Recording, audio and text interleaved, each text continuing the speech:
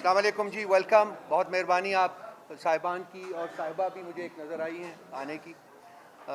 आज हमने बैरिस्टर गौहर साहब को, चेयरमैन पाकिस्तान तहरीक इंसाफ को रिक्वेस्ट किया था, क्योंकि बहुत सी कन्फ्यूजन है, बहुत सी रूमर्स हैं जो कि मार्केट में फैली हुई हैं। तो हम चाहते थे सर बोले बोले सर बोले। तो हम चाहते थे कि आपको कुछ हक़ाइक़ से आगाह किया जाए। इसीलिए बैरिस्टर गौहर साहब को आज हमने स्पेशली रिक्वेस्ट की थी कि आप लोगों से बात करें। That pass it on to him sir. Over to you sir. Thank you. बिस्मिल्लाहिर्रहमानिर्रहीम। सबसे पहले आप सब लोगों का बहुत शुक्रिया। ये हम सब की कौमी ज़िम्मेदारी है कि बहैसियत एक पाकिस्तानी के स्पेशली इलेक्शन के दौरान जब भी हम सोचते हैं तो मुल्क के बेस्ट इंटरेस्ट को मद्देनज़र रखते हुए जो भी कदम उठाते हैं हमें उठाने चाहिए और करने चाहिए। आज के दिन हम कुछ ऐसे वाक़यात है और फैक्ट्स एंड फिगर्स है जो हम समझते हैं कि आपके साथ हम उसको शेयर कर लें और उसके मुताबिक आपकी मेमोरी रिफ़्रेश करवा लें। आपको मालूम है कि जब से रिजीम चेंज हुआ है एक कंस्पेरेसी हैश की गई थी जिसमें एक इलेक्टेड हुकूमत ख़त्म हो गई थी।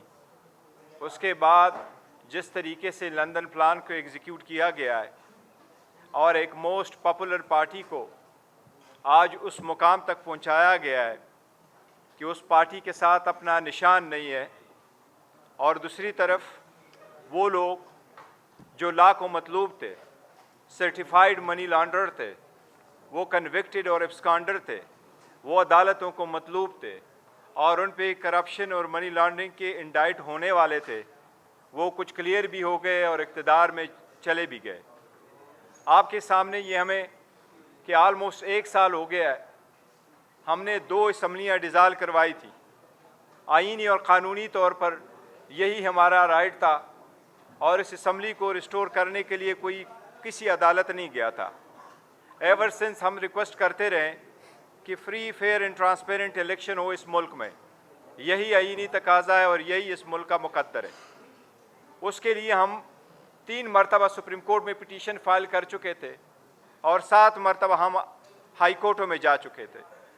सुप्रीम कोर्ट ने एक डेट भी दी थी और सदर पाकिस्तान ने भी एक डेट दे दी थी, उस पर अमल दरामद नहीं हुआ।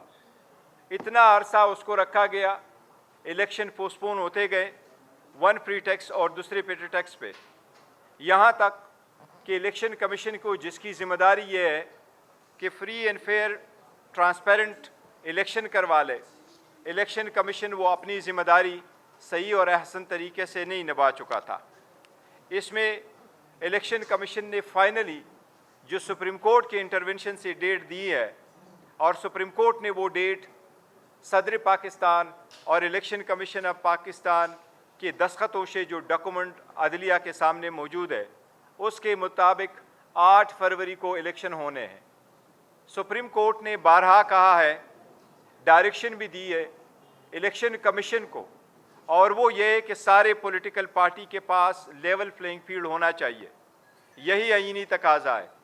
लेकिन आपने देखा है कि जब इलेक्शन का प्रोसेस चल रहा था, इस इंटायर प्रोसेस में एक ही पॉलिटिकल पार्टी है जो पीटीआई है, जिसको आइसोलेट किया गया है, इसको डिस्क्रिमिनेट किया गया है, इसके साथ गैर आईनी, गैर कानूनी सलूक रवा रखा गया है। एक तरफ पार्टी के साथ, दूसरी तरफ इसकी लीडरशिप और पॉलिटिकल वर्कर सपोर्टर के साथ, और इसके प्रपोजर और सेकेंडर के साथ। सबसे पहले मैं आपको ये बताता हूँ कि जो बेट इस वक्त आपने लेने की कोशिश की है, हमें फिर भी उम्मीद है सुप्रीम कोर्ट इंशाल्लाह इंटरवीन करेगी, लेकिन इसके इम्प्लिकेशंस आप देख ले 2 चीज़ों के।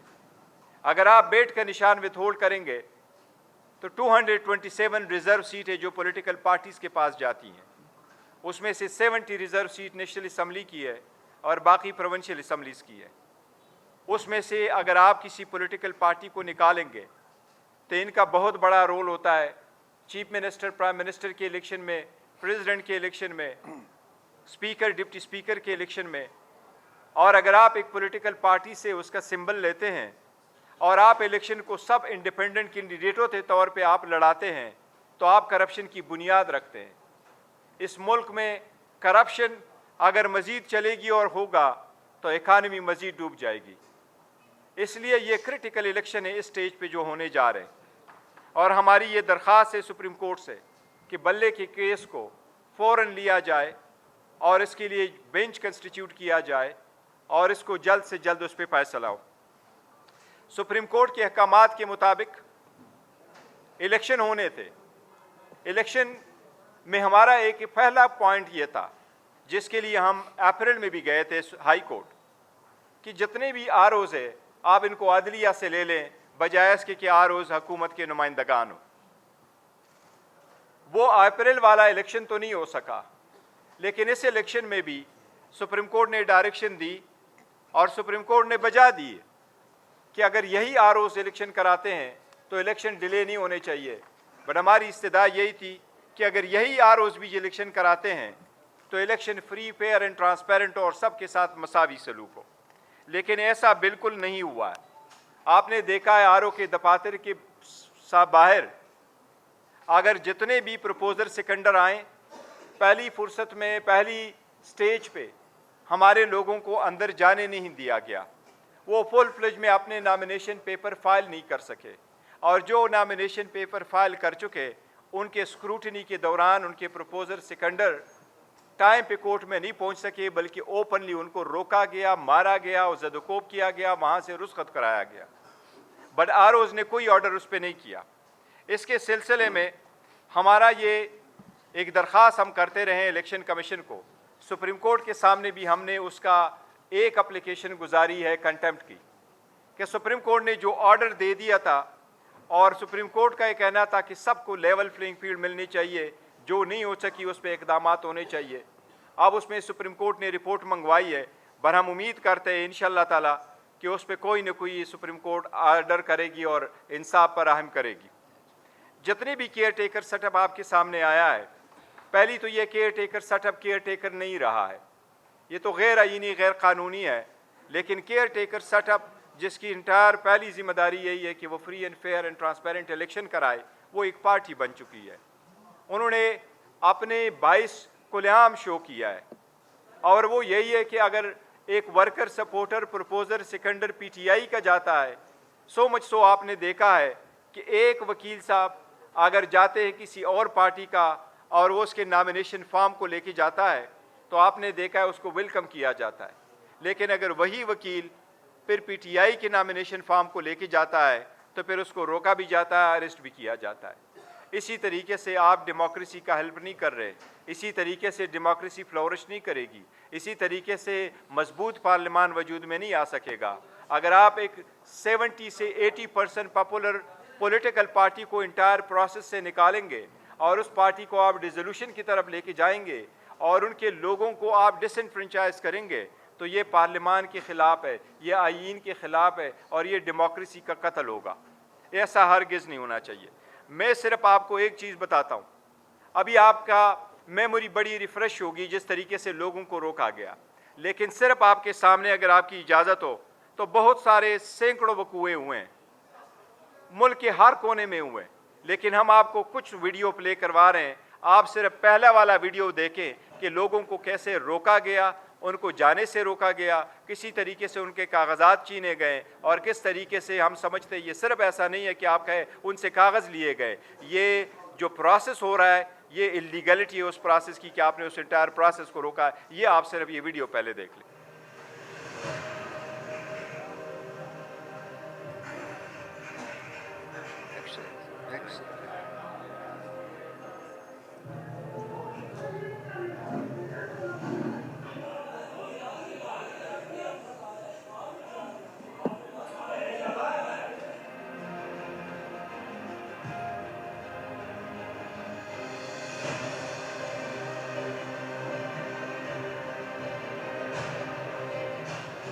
छापे मारे हैं, उनको मारा है, उनके सारे कागज छीने हैं।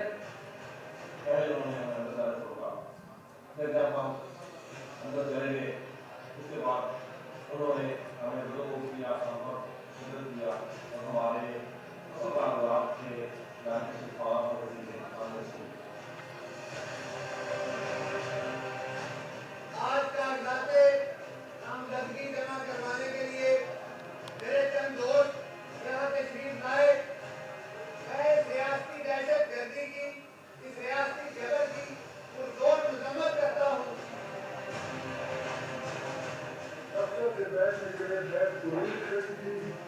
मैंने अपने किसी अजीज को कुछ और कहा मैं बैठने के लिए दबाए और जब तक DSP ऐसे गुजर चौथ लगाए और उन्हें वो छीन कर देगा।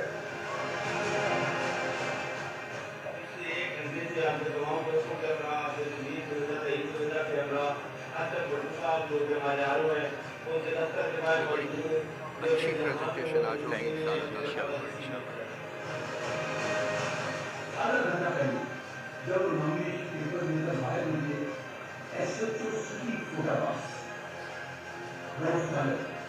और बाकी पुलिस वालों ने उनको गिरफ्तार कर लिया, उनको मारा पीटा छेद किया और उनको थाने में बंद कर दिया।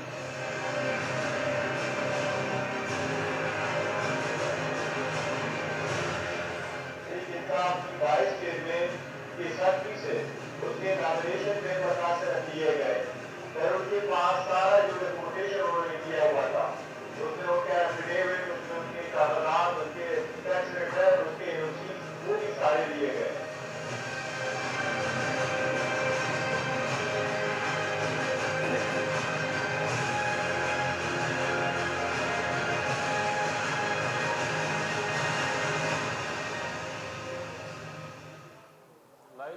राइट, ये आपने देख लिया, जो आपने ये देख लिया है जिस तरीके से कोशिश की गई कि लोगों को नॉमिनेशन फॉर्म फाइल करने से रोका जाए, इसके बावजूद अल्हम्दुलिल्लाह PTI के वर्कर सपोर्टर्स और कैंडिडेट्स और एस्पायरेंट्स जो थे उन्होंने सबसे ज़्यादा नॉमिनेशन पेपर फाइल कर लिए। ये हमारे अंडर 19 क्रिकेट टीम से भी घबराए हुए हैं। लेकिन जब स्क्रूटनी का वक्त आया तो जब हमने वोमेन के लिए और रिज़र्व सीट्स के लिए जो द मोस्ट इम्पॉर्टेंट है, इनके लिए रिज़र्व सीटें इसलिए रखी गई हैं क्योंकि ये सोसाइटी का वो सेगमेंट है ताकि ये अनरिप्रेजेंटेड ना हो। PTI की किसी भी कैंडिडेट की स्क्रूटनी जो रिज़र्व सीट है वो आज तक नहीं हो गई है। अगर आप स्क्रूटनी का प्रोसेस कंप्लीट कर भी लेते तो क्या फ़र्क पड़ता, इलेक्शन तो अभी होने हैं। लेकिन आपने इतना भी गवारा नहीं किया कि वो रिज़र्व सीट पे भी, और वो भी उस सेगमेंट के, सोसाइटी के उस सेगमेंट से जो फ्रेजल है, जिसके लिए कानून साजी की गई है कि उसकी रिप्रेजेंटेशन होनी चाहिए, आपने उसको भी रोका। आप सिर्फ ये देख ले, एक और वीडियो आपको हम प्ले करते हैं। इस वीडियो में आप देखें कि किस तरीके से लोगों से कागजात छीने गए हैं और उनकी जो स्क्रूटनी के वक्त इनके साथ है। तो ये स्क्रूटनी वाले वाक़यात सेकंड वीडियो एक मरतबा के लिए आप देख लें।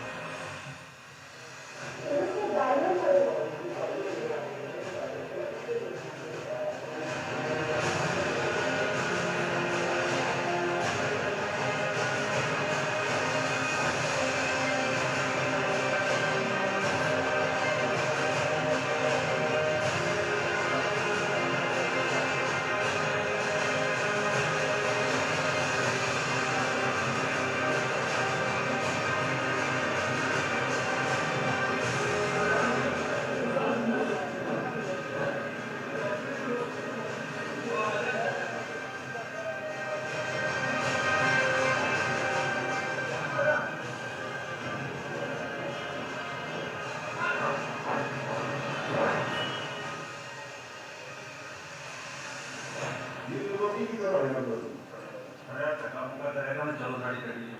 तो किसान का काम तो कर गया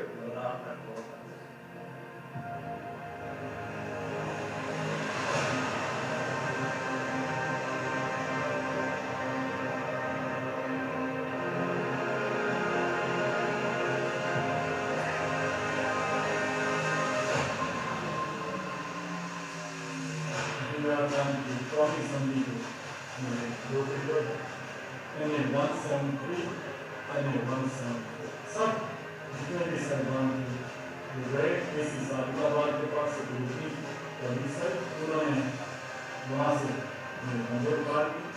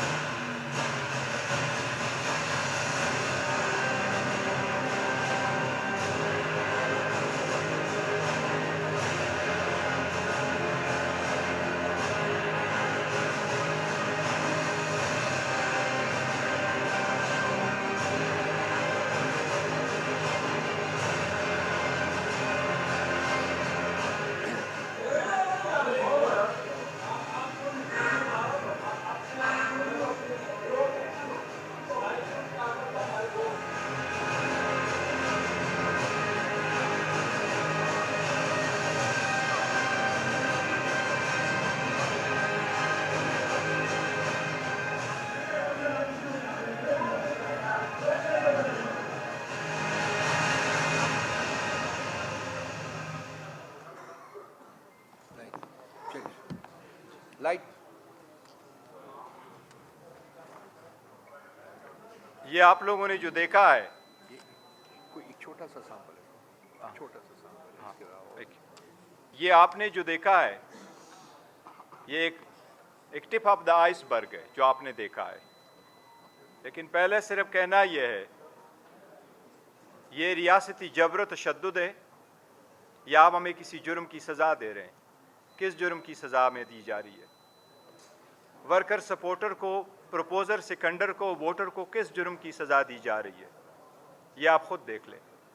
नॉमिनेशन पेपर फाइल करने में रुकावट, उसकी स्क्रूटनी में रुकावट, उसके बावजूद ज़्यादा होने के बाद आप सिर्फ एक फिगर देख लीजिएगा कि जब स्क्रूटनी की प्रोसेस से हम गुजरे हैं तो स्क्रूटनी के प्रोसेस में कितने नॉमिनेशन पेपर हमारे रिजेक्ट किए गए। ये एक फिगर मैं आपको देता हूँ, 873 उम्मीदवारान की हमारी 873 उम्मीदवारानों की हमारी नॉमिनेशन पेपर रिजेक्ट किए गए हैं और उसकी पूरी फैक्ट्स एंड फिगर्स हमारे पास ये मौजूद है। ये एग्जैक्ट फिगर है, हम आपको ये फिगर बताएंगे और ये हम आपको सबको इलेक्ट्रॉनिकली वो दे देंगे, आपको इंशाल्लाह ताला ट्रांसमिट कर देते हैं हम इलेक्ट्रॉनिकली, आज ही हम आपको देते हैं। इसके साथ में ये जिस तरीके से रिजेक्ट हुए हैं, फॉर्म ऐसे रिजेक्ट हुए हैं कि इस्लामाबाद हाई कोर्ट ने भी हैरत का इजहार किया है कि 3 डिफरेंट कंस्टिट्यूएंसीज है, वहाँ 3 डिफरेंट कंस्टिट्यूएंसी से जिस वक्त नॉमिनेशन फॉर्म रिजेक्ट होते हैं तो उस नॉमिनेशन फॉर्म के रिजेक्शन के ऑर्डर में किसी कामे और फुल स्टॉप का फ़र्क नहीं है, एक जैसे ऑर्डर पास हो के कहें। और जितने आपने कहा कि रिजेक्ट हुए हैं, मैं आपको बताऊं कि वफाकी हुकूमत की काबीना में जितने हमारे अराकीन थे, सूबाई हुकूमतों के काबीने में हमारे पास जितने अराकीन हैं, उन सब के नॉमिनेशन फॉर्म रिजेक्ट करवाए जा चुके हैं। And senior leadership sir, and the senior leadership, senior leadership जितने भी कैबिनेट में थे और सान लीडरशिप, वो सारे रिजेक्ट करवाए जा चुके हैं। इसके बावजूद ये कोशिश की जा रही है कि इलेक्शन में हमारे पास सिंबल भी न रहे। आप सब लोग गवाह हैं, इसकी सारी सर्वे हो चुकी है, सारी इंडिपेंडेंट एजेंसियों ने भी कहा है, जितने भी है सब ने कहा है कि पीटीआई की पॉपुलैरिटी मोर देन 70% है। अगर आप बेयर मिनिमम भी 70% ले ले तो आप इस मुल्क के जो रजिस्टर वोटर है उनमें से 10 करोड़ वोटर को डिसएनफ्रेंचाइज कर रहे हो। ये 10 करोड़ पाकिस्तानी अवाम का 25 करोड़ जो आबादी में जितने रजिस्टर वोट है, पीटीआई की 70% पॉपुलैरिटी मद्देनज़र रखते हुए आप 10 करोड़ वोटर को डिसएनफ्रेंचाइज कर रहे हैं। अगर इतने तादाद में आप वोटरों से हक लेंगे तो क्या वो इलेक्शन अगर हो भी जाए तो पोस्ट इलेक्शन क्या वो लेजिटिमेट इलेक्शन होगा? क्या आपकी इलेक्शन दुनिया तस्लीम करेगी? ये हरगिज़ तस्लीम नहीं कोई करेगा। इसीलिए इस प्रोसेस से पीटीआई को निकालना और पीटीआई के साथ जिस तरीके से रवैया रखा गया है, एक बात पे हमें थोड़ा इत्मीनान ज़रूर है, इंशाल्लाह अदलिया इंटरवीन करेगी और बहुत जल्द इंटरवीन करेगी। लेकिन हमारी बातों की तायीद जिन इदारों ने की है, मैं अपनी बात तो करता हूँ, लेकिन आपको सिर्फ एक लफ्ज़ सिर्फ पढ़ देता हूँ आपको कि human rights commission of Pakistan ने इसके बारे में क्या लिखा है। इस्लामाबाद ह्यूमन राइट्स कमीशन ने जो ट्वीट किया है और प्रेस कॉन्फ्रेंस की है इस्लामाबाद में, इनमें जो उनकी वर्डिंग है वो मैं आपको एक वर्डिंग थोड़ी सी पढ़ देता हूँ। फोरमोस्ट वर्डिंग ये, at the press conference here in Islamabad earlier today, HRC has said that it is deeply concerned by the overall deterioration in human rights which needs urgent attention as the new year unfolds. Foremost is the blatant manipulation. This is very relevant. Foremost is the blatant manipulation of the electoral landscape in which one political party, among others, has been singled out for systematic dismemberment. While HRC doesn't condone violence in any form perpetrated by anyone, the state response has been disproportionate and unlawful. This has assumed a familiar pattern, including arrests of party workers and supporters, lack of transparency concerning the charges involved, crackdowns on party workers, right to peaceful assembly, enforced disappearances, obvious signs of pressure on party leaders to resign or exit politics altogether, and most recently, the large-scale rejection of candidates' nomination papers. Various other parties have also been subjected to similar practices and disgrace. हम ये समझते हैं कि अगर इसी तरीके से आप इलेक्शन को आगे लेके जाएंगे तो ये election free, fair and transparent पे बहुत बड़ा क्वेश्चन मार्क होगा।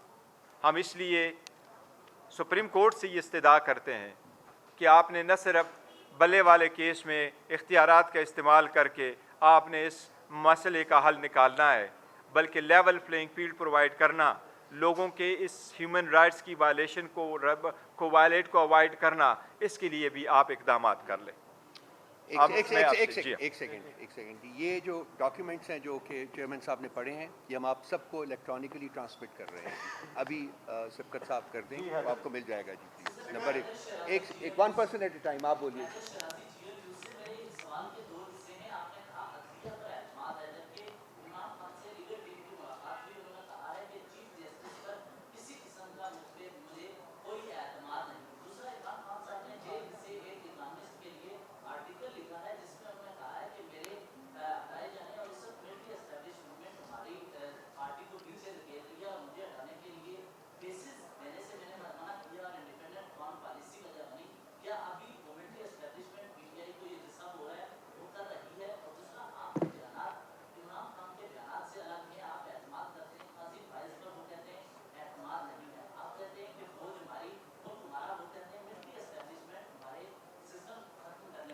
नहीं, देखिए एक बात याद रखो, खान साहब ने कभी नहीं कहा कि मुझे अदम एतमाद है चीफ जस्टिस काजी फईद साहब पे। कोई ऐसी स्टेटमेंट उन्होंने नहीं दी और काइंडली ऐसी स्टेटमेंट देने भी नहीं चाहिए। देखिए खान साहब की ये स्टेटमेंट कोई नहीं है, ना आई है, ना उन्होंने कही है, और मेरी कल मुलाकात हुई थी, कभी ऐसा नहीं है। देखो हम अदलिया की बात कर रहे हैं, अदलिया सुप्रीम है, पार्लियामान सुप्रीम है, लेकिन अदलिया भी सुप्रीम है इन इट्स ओन डोमेन, और ये अपने ऊपर आर्गन जो है, ये तीनों organ balance and checks provide करते हैं। ये चेक एंड बैलेंस का मुसल्लम असूल है। हम इसलिए अगर करते हैं तो क्या करें। मैं अपने वोटर, सपोर्टर, वर्कर और कैंडिडेट्स और एस्पायरेंट का तहे दिल से शुक्रिया अदा करता हूँ कि जितनी हमने आपको बताया जो रियासती जबर और तशद्दुद हुआ है, इसके बावजूद आपने देखा होगा पीटीआई की किसी वर्कर ने तिनका तक उनके ऊपर नहीं किया। ये पार्टी की हिदायत है कि आप तहम्मुल का मुजाहरा करें, आप सब्र से काम लें, और ये जो तरीक़ेकार हमने अडाप्ट किया इंशाल्लाह ऐसा रहेगा, और हम अदलिया से उम्मीद करते हैं इंशाल्लाह ताला हो। शिबकत एक ऐसी सूरत है जहाँ खौफ की फिजा अभी थोड़ी कम हुई है, अभी आपका बैट भी वापस नहीं हो रहा, इसके बावजूद आप देखेंगे मीडिया कवरेज और इंटरेस्ट आपके सामने है, लेकिन ऐसी सूरत में कुछ ऐसा भी नजर आ रहा है कि फिर कुछ क्रिमिनल वक्त जो है उन लोगों ने आपसे राब्ता किए हैं मुख्तलिफ जमातों से कि वो आप पार्टी के टिकट के असूल के लिए कि आप लोगों के टिकट जो कैंसिल हो चुके हैं उम्मीदवारों के, क्या अगर ऐसा होता है कि जिन्होंने कुर्बानियां दी हैं, माओ बेटियों की बहनों की इज्जतें गंवाई हैं, जिन्होंने आपके साथ जो कुछ हुआ है उनके साथ फिर ज्यादती नहीं होगी? देखो, आप सब लोगों का बड़ा शुक्रिया, आपने हमेशा से बड़ा सपोर्ट हमें दिया है और आप पब्लिक को रिप्रेजेंट करते हैं और उनके सेंटिमेंट को रिप्रेजेंट करते हैं। आप आते हैं, बिल्कुल आप हमेशा से आएँ, जब भी हमने कोई कॉल दिया, आप सब लोगों के इंटरेस्ट का बड़ा शुक्रिया। जहाँ तक आपने दूसरे का जिक्र किया, ये टिकट से रिलेटेड है। टिकट पे हमारी मशावरत जारी है, 2 दिन मेरे टाइम दिया गया था और मेरे जेल में खान साहब के साथ उस पर एक्सक्लूसिवली वो कंसल्टेशन का प्रोसेस कंप्लीट हो चुका था। आज भी होना था, बट सुप्रीम कोर्ट के केस की वजह से वो नहीं हो सका, लेकिन वो है। अदरवाइज़ जिस तरह आपकी तरफ इशारा करे तो इंशाल्लाह कोई इब्नुल वक्त नहीं होगा। इस तरह जो डाई हार्ड वर्कर है और सपोर्टर है पीपल्स पीटीआई के, और खान साहब के जो इंस्ट्रक्शन है उसके मुताबिक होगा, इंशाल्लाह रिजल्ट आएगा, हम आपके साथ बहुत जल्द शेयर करेंगे 1-2 दिनों में। जी अमीर साहब, एक सेकंड अमीर साहब, एक सेकेंड अमीर साहब, आप करें जी, आप जी अमीर आप- करें। जी क्या मैं एक सेकेंड में शिबकत अच्छा, खान साहब जब पटियाला जेल में है तो वो कम्युनिस्ट में एक साथ ही उनका जो है वो मजमून छपा है, तो ये कौन सी सहूलतकारी हो रही है जो लंदन से हो रही है, और कौन लंदन में उनकी ये मजमून जो है जेल से एक जब अथॉरिटी की कैब में एक शख्स है तो वो लंदन में उनके मजमून छपा। देखिए, खान साहब की हमारे साथ कांटेक्ट रहता है और हमारी कोई सहूलतकारी नहीं है। हम जो भी खान साहब पहले दिन से कहते चले आ रहे हैं मुल्क के बारे में और उसका जो नज़रिया है उसमें कोई और जो नैरेटिव है पीटीआई का और खान साहब का, उसी के थ्रू हम चल रहे हैं और कोई नई बात हमने उसमें किसी चीज़ में नहीं की। वही नज़रिया है जो खान साहब का जेल जाने से पहले का था, वो जेल जाने के बाद भी है, वो चाहे आज हो चाहे कल हो। क्या एक सेकेंड मैं आपसे काउंटर क्वेश्चन करना चाहूँगा, क्या इकोनॉमिस्ट में या किसी और जर्नल में आर्टिकल छपवाना कोई मुश्किल काम है जी? I can write for that journal, I have been writing in the past. तो ये इसमें सहूलतकारी का लफ्ज़ जो है ना वो हाँ, इनअप्रोप्रिएट है, बहुत इनअप्रोप्रिएट है। आप बोलिए जी। अमीर भाई, सर एक सेकेंड यार, एक शिबकत भाई, जी सर, इनअप्रोप्रिएट।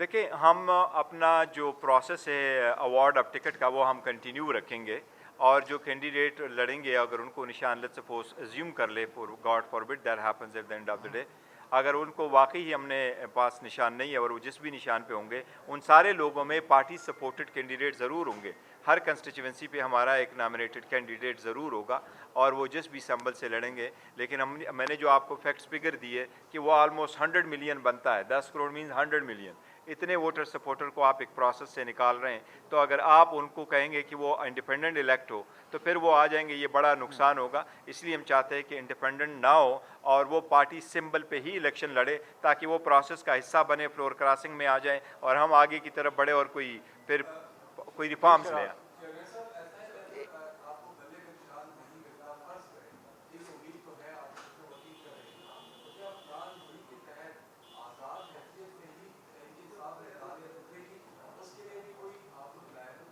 देखिए, पहले तो अब हमारा लाएअमर यही है कि हम बॉयकॉट की तरफ नहीं जाएंगे, बिल्कुल नहीं जाएंगे। हम इनको मैदान खुला नहीं छोड़ेंगे। हम उनको ये प्लान नहीं देंगे कि ये कहेंगे जी कि हम इलेक्शन लड़ेंगे। हमने उनको जो है ना एक्सपोज कर देना है, और हमारा जो भी कैंडिडेट पार्टी का सपोर्टेड होगा इंशाल्लाह ताला हम हर हालत में इलेक्शन में जाएंगे इंशाल्लाह ताला।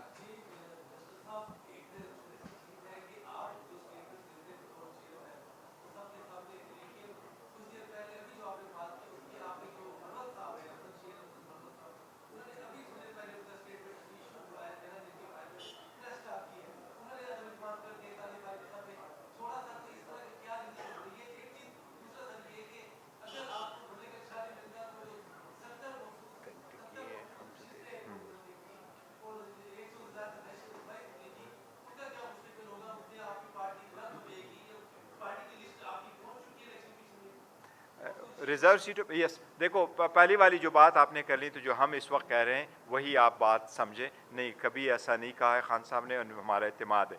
दूसरी बात यह है कि जहाँ तक आप इस बात का जिक्र कर रहे हैं, तो जो लिस्ट है, यस, लिस्ट मेरे दस्तखतों से इलेक्शन कमीशन के पास जमा कराई जा चुकी है।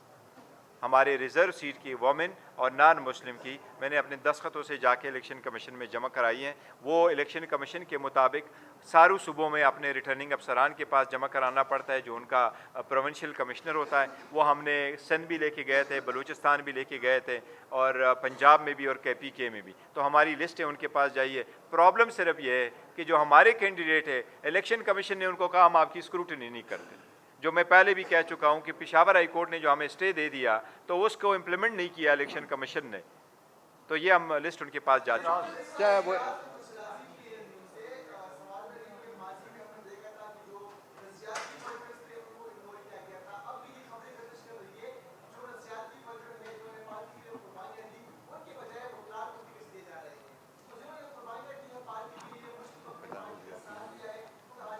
नहीं, देखो वकीलों को भी अकोमोडेट किया जाएगा, इवन एक आध दो तीन चार जर्नलिस्टों को भी अकोमोडेट किया जाएगा। आप भी हमारे साथ क्लब में होंगे और सारे होंगे, लेकिन ये नहीं है कि वो हम वो निकालेंगे। सब के साथ है और वर्करों को ही मिलना है नजरियाती। ये सदर साहब भी बड़े खामोश है, और दूसरा ये है कि सर PGI की जितनी भी लीगल टीम है सर, वो इलेक्शन में बिजी होने जा रहे हैं। तो क्या खान साहब बड़े अरसे तक जेल के अंदर रहेंगे? पहले कहा जाता रहा कि खान साहब परसों बाहर निकल रहे, हफ्ते में निकल रहे, 20 दिनों में निकल। नहीं, अल्लाह करेगा इंशाल्लाह जल्द निकल जाएंगे, लेकिन उनके जितने केसेस उन्होंने रखे, उनकी कोशिश यही थी कि इलेक्शन से पहले ना, इलेक्शन के प्रोसेस में ना हो। देखिए ना, ये तो हमारा एक फंडामेंटल राइट था कि मैं एज ए चेयरमैन अगर उनके पास जाकर के उनसे मशावरत करता हूँ, तो मैंने मशावरत का मेरे राइट है। मैं जब चला गया तो मुझसे पिन लिया गया। जब सेकंड दिन मैंने जाना था तो मुझे इवन प्लेन पेपर नहीं जाने दिया गया। और जब खान साहब के साथ मेरी डिस्कशन हो रही थी तो मेरे पास एक ही टिश्यू पेपर था जिस पे मैंने पॉइंट्स लिखे थे।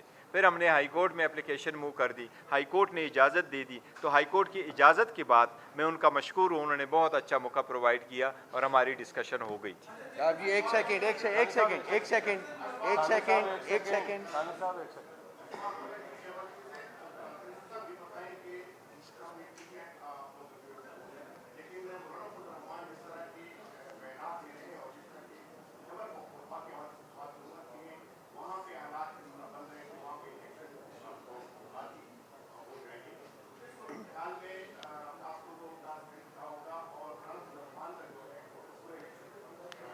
मेरा ख्याल है कि न सिर्फ ये कि इलेक्शन कमीशन और बाकी इदारे और सबसे जो रिपोर्टें मंगवाई गई थी पहले भी और अभी भी, कोई सारे वन मुतफ़िका तौर पे मौलाना फजलुर रहमान के इस मौक़िफ़ के साथ तायद नहीं कर रहे हैं कि इलेक्शन जो है ना पोस्टपोन हो। सेकंड ये कि आप KPK में इलेक्शन ना करवा के ये फिर बाकी इलेक्शन भी नहीं हो सकते, क्योंकि KPK में इलेक्शन होगा तो नेशनल असम्बली का इलेक्शन होगा, तब जाके आपका पार्लियामान पूरा होगा, तब जाके सदर का इलेक्शन होगा, तब जाके आप सेनेट करेंगे। तो मेरा नहीं ख्याल कि अगर एक आध सेंसिटिव मोस्ट सेंसिटिव वो होते हैं पोलिंग स्टेशन, अगर किसी एक आध कंस्टिट्यूंसी पे इलेक्शन नहीं भी होते, जिस तरह लास्ट टाइम 2 कंस्टिट्यूंसी में इलेक्शन नहीं हुए थे, वो मुमकिन है। लेकिन ये मुमकिन नहीं है कि पूरे सूबे में इलेक्शन ना हो। तो इंशाल्लाह इलेक्शन होंगे।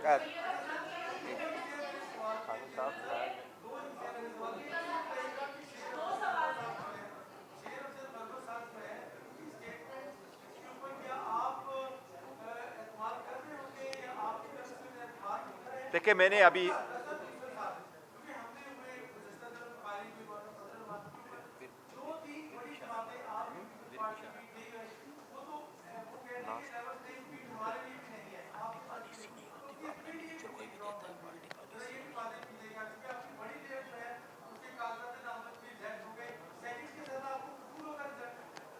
देखिए, जहाँ तक पहली सवाल है तो मैंने अभी वो स्टेटमेंट नहीं दी का किस तनाजुर में दिया और क्या कंटेंट से मरवत साहब की स्टेटमेंट का। लेकिन जहाँ तक आपका सेकंड वाले क्वेश्चंस का ताल्लुक है, तो देखो हर सूरत हमने इलेक्शन पार्टिसिपेट करना है।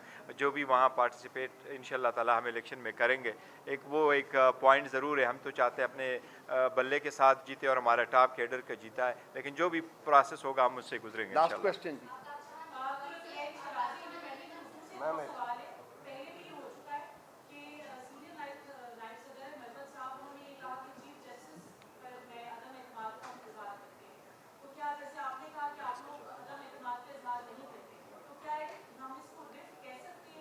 देखिए मैंने उनकी